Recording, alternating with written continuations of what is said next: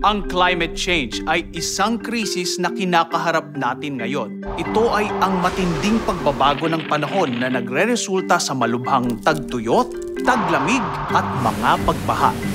Ilan sa epekto ng climate change ang disruption sa food, water at energy supply, pati na rin ang paglaganap ng mga sakit.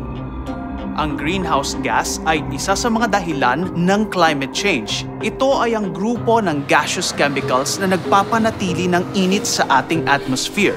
Para makaiwas sa greenhouse gases, kailangan ng renewable energy mula sa sources na hindi nauubos tulad ng wind power, solar power at bioenergy.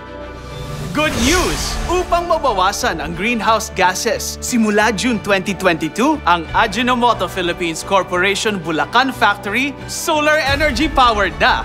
This is part of the company's efforts to reduce its environmental impact by 50% in 2030.